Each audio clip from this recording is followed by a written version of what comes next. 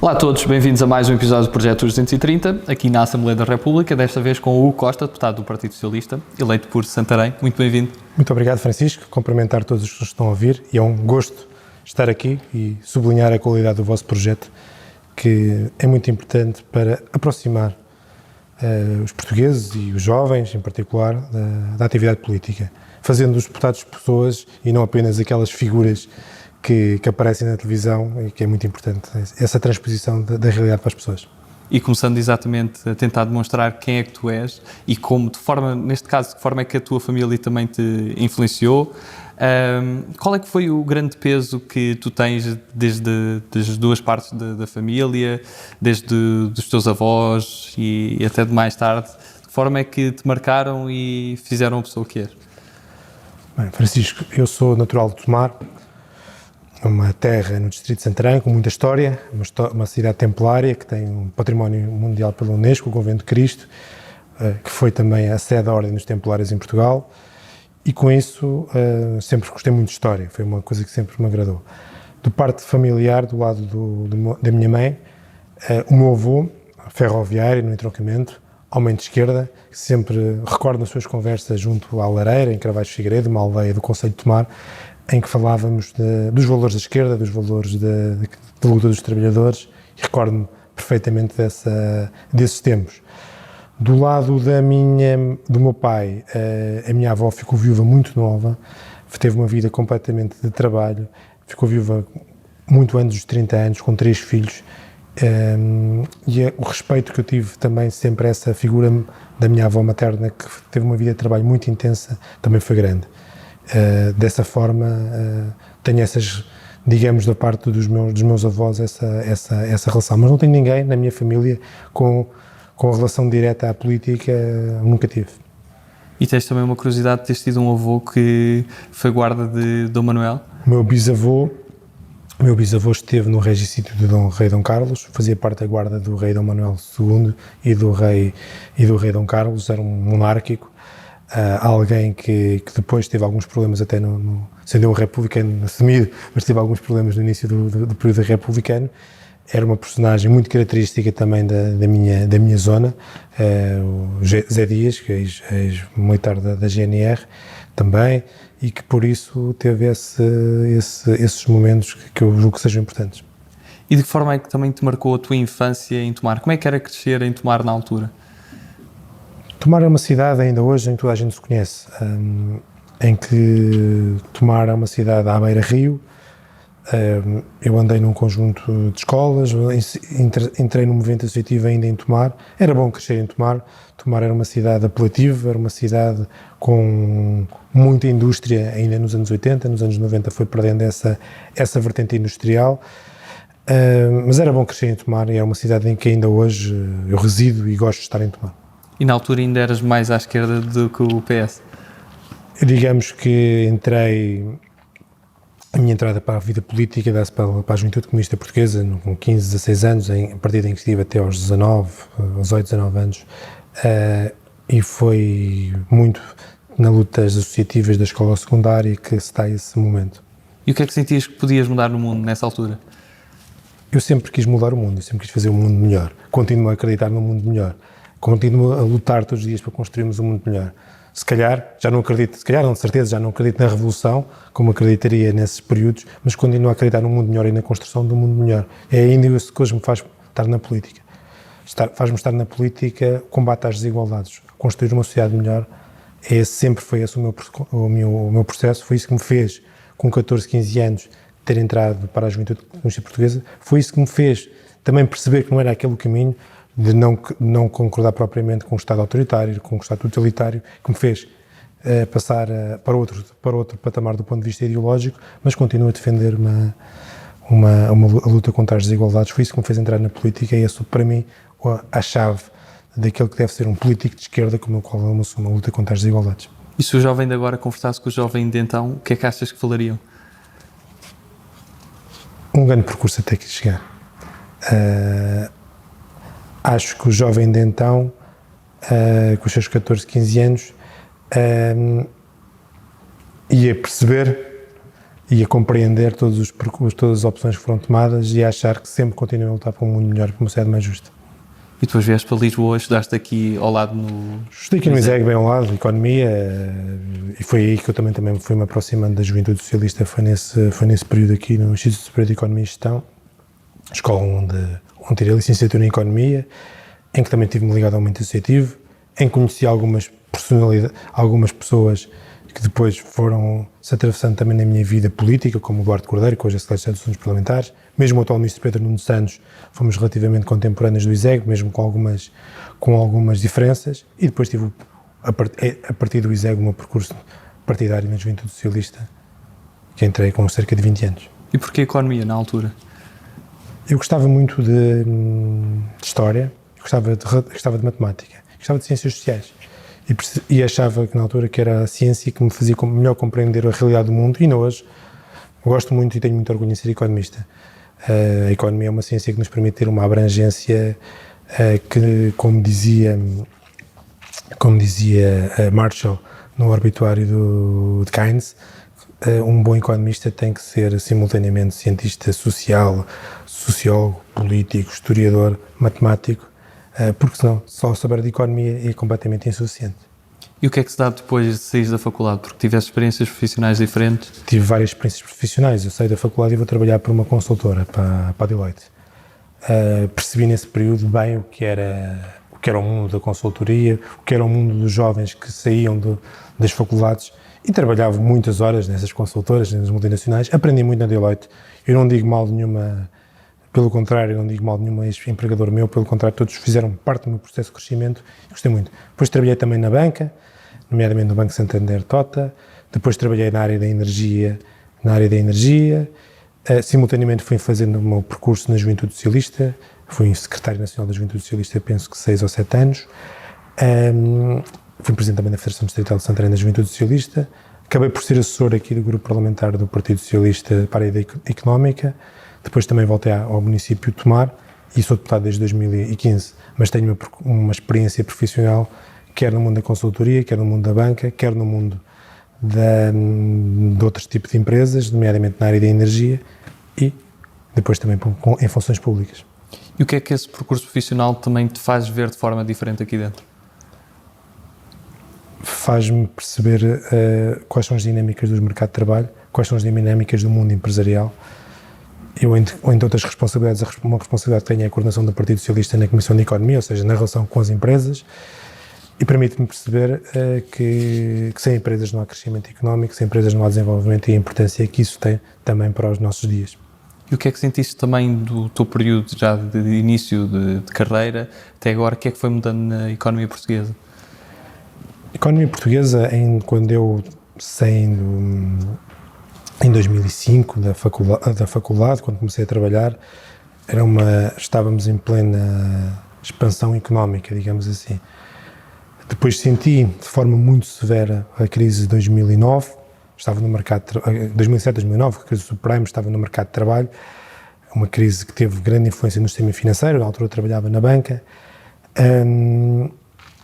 e depois todo o período da Troika, a dificuldade que muitos jovens como eu tiveram no nosso país, foi um período que me marcou bastante, o período da Troika, o período da assistência financeira internacional e depois o período pós-assistência financeira de desenvolvimento económico e, naturalmente, depois de março de 2020, a pandemia que alterou completamente todos os paradigmas económicos e do mundo que estávamos habituados. E sentes que as futuras gerações também serão gerações à rasca? Eu não gosto da expressão geração à rasca, acho que é uma expressão infeliz. É uma expressão que, anterior até à minha geração, uma expressão que veio dos anos 90, é uma expressão que eu considero infeliz. Todas as gerações tiveram os seus momentos, tiveram as suas dificuldades, aprenderam com essas dificuldades, com esses momentos. Eu considero que a minha geração, apesar de tudo, teve muita sorte, se pensarmos que a geração do meu pai teve que combater uma guerra colonial. Ou seja, todas as gerações tiveram as suas dificuldades e crescem perante essas dificuldades. E o que é que aqui na Assembleia da República te mais marcou nestas duas legislaturas? Quais foram os momentos assim mais desafiantes? O momento mais desafiante do ponto de vista político para mim foi a partir de 18-19, ter coordenado o Partido Socialista na Comissão de Inquérito das Rendas da Energia, que foi na altura um processo bastante complexo, bastante delicado, com muitas audições, tecnicamente muito exigente, e que foi, digamos assim, um teste de fogo que eu tive na primeira legislatura. E naturalmente nesta segunda legislatura, o desafio de coordenar o PS numa comissão, que é a maior comissão do Partido Socialista, a maior comissão da Assembleia da República, que é a Comissão de Economia, Inovação, Obras Públicas e Habitação, onde uma parte significativa dos membros do Governo tem audições regimentais, desde o Ministro de Estado de Economia e de Transição Digital, ao Ministro das Infraestruturas e da Habitação, ao Ministro do Planeamento, à Ministra da Coesão, ao Ministro do Ambiente e da Ação Climática, ao Ministro dos Negócios Estrangeiros. Todos eles têm audições regimentais na Comissão de Economia, que é uma comissão muito grande e que abarca vários temas muito específicos, e tem sido um desafio coordenar o Partido Socialista nessa comissão. E a questão das rendas das energias é uma questão técnica, obviamente, mas como é que se explica esta questão? Porque ouviu-se muito falar durante muito tempo a questão se as rendas eram excessivas ou não. Como é que isso se explica? Eu sou da opinião que existiram rendas excessivas. Em primeiro lugar, que seja claro. Do ponto de vista histórico, temos que perceber o Portugal das privatizações da EDP, perceber que foi necessário, como foi dito aqui por vários agentes, engordar o porco ou embelezar a noiva para o ativo EDP valer mais. Foram garantido um conjunto de rendas à EDP, nomeadamente com as concessões das barragens, e que, obviamente, depois tem custos para os consumidores. Isso foi completamente demonstrado na Comissão de Inquérito, além de que outro tipo de rendas que tem a ver com as renováveis. Eu acho que renováveis e créditos renováveis e rendas de energia não são sinónimos, mas, contudo, num primeiro momento, a aposta nas renováveis, ainda sem a maturidade tecnológica necessária, levou a garantias de rentabilidade que hoje, por exemplo, se pensarmos que existiram projetos de renováveis que no seu tempo fazia sentido ser assim, 300 euros ou 250 euros megawatt-hora, quando hoje são por 50, percebemos que houve ali um acréscimo muito grande nesse período. E outra paixão que tu tens também é o hóquei patins. Qual é que é a melhor parte de estar em pista com os patins, com o stick e jogar um jogo que tu gostas? Eu não sou praticante de hóquei patins, mas estou ligado à modalidade, mas é das coisas que mais gosto de ver. Sou o presidente da Assembleia Geral de um clube de hóquei patins, estou há muitos anos ligado a esse clube e é uma modalidade que eu julgo que é uma modalidade espetacular, que eu tenho muita pena que não tenha a força internacional que outras modalidades têm. É uma modalidade muito querida dos portugueses. E que é um verdadeiro espetáculo que merece ser visto ao vivo. Percebo que é uma modalidade que perde algo como a televisão, em que muitas vezes é difícil de ver a bola, mas é das modalidades mais apaixonantes de ver ao vivo. O meu Sporting Tomar este ano ficou muito bem classificado na primeira divisão da hóquei patins, ficámos em 6º lugar, fomos derrotados nos playoffs para o hóquei de Barcelos, nos penaltis, e é uma modalidade que eu muito aprecio. E achas que também não é bem compreender dessa história? Porque tem muitas ligações a várias terras, o hóquei patins. O Tomar tem uma grande ligação, o Tomar tem uma forte tradição em hóquei patins. E obviamente até a própria seleção nacional já conquistou grandes resultados. É tal campeão do mundo. Portugal neste momento tem a melhor liga europeia de hóquei em patins, tem a equipa que é campeã do mundo e tem o Sporting que é campeão europeu de hóquei patins, ou seja, Portugal neste momento domina completamente a modalidade. Voltando para a Assembleia da República, uma das coisas que também pretendemos mostrar é que mesmo havendo divergências políticas e ideológicas, há sempre um respeito, até porque a política faz-se de compromisso. Que é que de outras bancadas parlamentares também são as pessoas que ou já admiravas antes de vir para a Assembleia ou que passaste a admirar por as conheceres e conheceres a capacidade de trabalho delas? Eu, pelas funções que tenho tido, quer coordenador da Comissão de Economia, quer enquanto coordenador também das rendas da energia, tive sempre de falar com muitos deputados de outros partidos. Eu não queria particularizar ninguém, mas eu acho que todos os partidos, com algumas exceções naturalmente, mas a grande maioria dos partidos tem pessoas de grande qualidade na Assembleia da República, pessoas que lutam pelo que acreditam, e é com muito gosto que sempre fiz pontes, sempre conversei quando é preciso conversar, quer com partidos à direita do Partido Socialista, quer com partidos à esquerda do Partido Socialista. E qual é a grande vantagem de haver aqui uma diversidade dentro desta casa de gerações? Da mesma forma que é uma grande vantagem de haver uma diversidade ideológica, também existir uma diversidade de gerações permite uma multiplicidade de abordagens. Naturalmente a minha geração tem uma forma de olhar o mundo diferente da geração que hoje tem 60 anos ou 70 anos, mas a geração que hoje tem 25 também já tem uma forma diferente de abordar o mundo que a minha. Por isso é relevante que assim o seja. E qual é a tua forma de olhar o país neste caso? A minha forma de olhar o país é construir uma sociedade melhor. Construir uma sociedade melhor, construir uma sociedade com menos desigualdades, com menos pobreza. Acho que é triste para todos nós olharmos para os indicadores de pobreza que o nosso país tem, e sempre teve, mesmo que esteja em melhoria, mas simultaneamente uma sociedade desenvolvida, uma sociedade de ponta do ponto de vista tecnológico e uma sociedade que caminhe, como eu costumo dizer muito, para uma economia verde, para uma economia digital. Ou seja, temos que olhar para a parte digital como muito importante para o futuro económico, a transformação digital e a transição digital, mas simultaneamente para a economia verde. A sustentabilidade, quer económica, quer ambiental, quer social, é crucial. E eu acredito numa sociedade em que o verde e o digital sejam o futuro. E quem não perceber isso, julgo que não percebe o futuro. Mas isso é a minha opinião. Passamos agora diretamente à segunda parte da nossa entrevista e vamos às nossas escolhas. E a primeira que proponho é entre humildade e ambição. Ambição. Cães ou gatos? Cães. Sagres ou Superboc? Sagres. Campo ou cidade? Cidade. Obama ou Kennedy? Obama. Hollande ou Macron? Macron. Rui Veloso ou Ornatos Violeta? Rui Veloso. Defesa ou ataque? Ataque. Irreverência ou resiliência?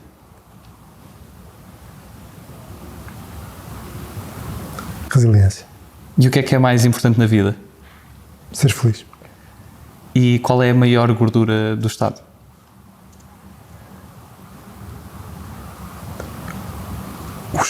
Os organismos que não se percebe para o que servem. Centro-esquerda ou esquerda? Esquerda. Sonho ou realidade? Sonho. Qual é que é o teu maior sonho? Mudar o mundo. Figo ou Ronaldo? Ronaldo. 230 ou 180? 230.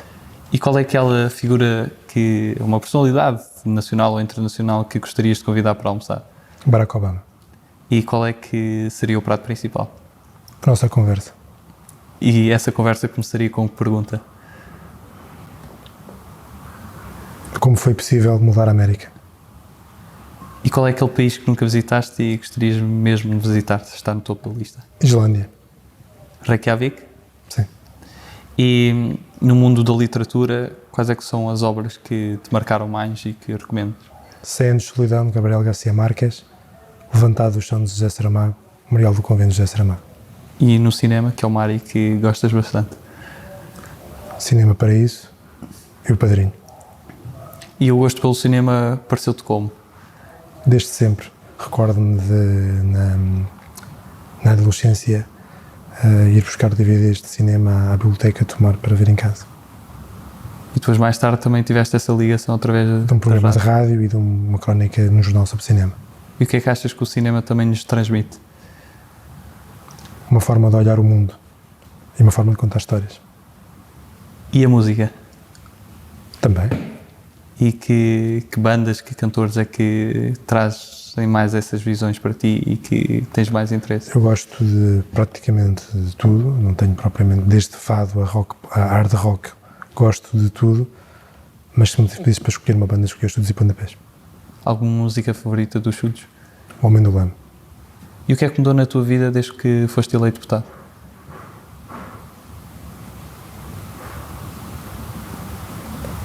A necessidade de continuar a lutar cada vez por um mundo melhor.